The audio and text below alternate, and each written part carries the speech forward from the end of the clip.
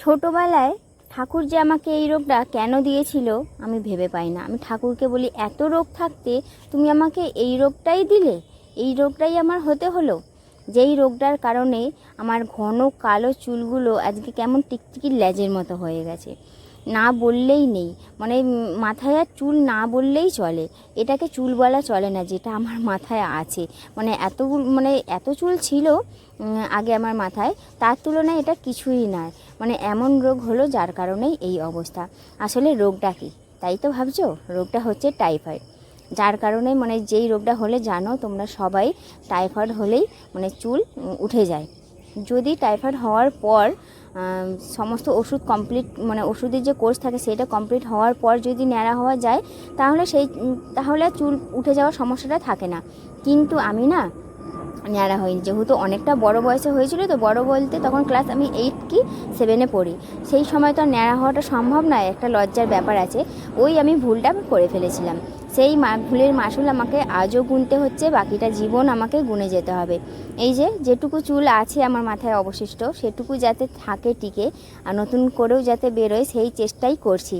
মানে মানে hair care একটু যত্ন নিচ্ছি, যাতে নতুন করে চুল গজায়, বা যেটা আছে যতটুকু আছে সেটুকুই যেন থাকে, সেটা যেন ঝরে পড়ে না যায়।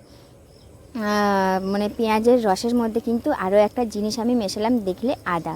মানে এটা কিন্তু খুব উপকার, মানে এত ভালো রেজাল্ট পাই আমি। তবে কি বলো তো, এই সময়ের কারণে বলো বা ধৈর্য সাপেক্ষ বলো, মানে হয়ে ওঠে না বলে রেগুলার মানে রুটিন মতো আমি লাগাতে পারি না। কখনো মানে মিস হয়ে যায়। যদি আমি এটা রুটিন মাফিক একদিন গ্যাপ দিয়ে কি 2 দিন গ্যাপ দিয়ে 1 মাস টানা লাগাতে পারি না, আমি একদম 100-এর মধ্যে 100%ই রেজাল্টটা আমি পাবো। তবে ওই যে বললাম, সময় আর ধৈর্য দুটোই আমার মানে কখনো বাদ চলে যায়, থাকে না। ওই কারণে রেগুলার আমি লাগাতে পারি না। তাও কিন্তু যতটুকু রেজাল্ট পাই অনেকটাই ভালো পাই। সেটা যদি ভাবো রোজ লাগাই তাহলে কতটা পাবো। তো যাই হোক, পেঁয়াজের রসের মধ্যে কিন্তু আদা দিলাম। আদাটা কিন্তু মানে খুব ভালো কাজ করে, চুলটাকে সিল্কিও করে আর গোড়াটাকে মজবুত করে। ঠিক আছে, ওই কারণে আদাটা মেশাই। পেঁয়াজ যদি তোমরা লাল নিতে পারো আরও সবথেকে বেশি ভালো রেজাল্ট পাবে। যেহেতু আমার কাছে লাল পেঁয়াজটা ছিল না, মানে মিডিয়াম কালারের পেঁয়াজটা ছিল, ওটাই নিয়েছি। কি করব, যেটা ঘরে ছিল সেটাই নিয়েছি। তবে লাল পেঁয়াজটা যত ঝাঁঝ হবে তত কিন্তু রেজাল্ট ভালো পাবে তোমরা। আর দেখো, একটু ভুঁড়িতেও লাগিয়ে নিলাম।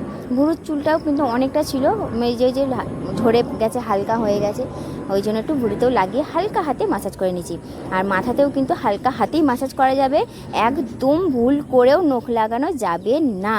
মানে যেটা দেখালাম আঙুলের ডগা, ওটা দিয়েই মাসাজ করতে হবে একদম হালকা হাতে। যেহেতু পেঁয়াজের রস লাগানো আছে, চুলের মানে গোড়াগুলো ভিজে গেছে, আলগা হয়ে আছে, ওই কারণে বেশি কিন্তু প্রেশার দেওয়া যাবে না। আর খোঁপাটাও কিন্তু একদম হালকাভাবেই করতে হবে, যেন একটা চুলও টান না পড়ে। ঠিক আছে, তো খোঁপা করে বাকি সংসারের সমস্ত কাজ করছিলাম। প্রায় আমি 3-3.5 ঘন্টা মাথায় রেখেছিলাম। যত বেশি রাখো না কেন, এর কোনো খারাপ গুণ তোমরা পাবে না, উল্টে ভালোটাই হবে। তো রেখেছিলাম, তারপরে একদম শ্যাম্পু করে চলে এসেছি, দেখতেই পাচ্ছ।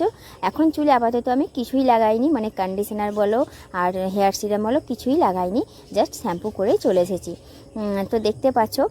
তোমাদের আমি দেখাবো একটু পরে, যে মানে বেশ কয়েকদিন ধরে আমি লাগিয়েছি, সে গ্যাপ দিয়ে হোক আর রেগুলার বেসিসে হোক লাগিয়েছি, কিন্তু তাতে কিন্তু আমার অনেক চুলোটা কমেছে, আর কুচো সামনে অনেক ছোট চুলও আমার বেরিয়েছে। তো চলো একটু সিঁদুর আরে পরে নিই, তারপরে তোমাদের দেখাবো।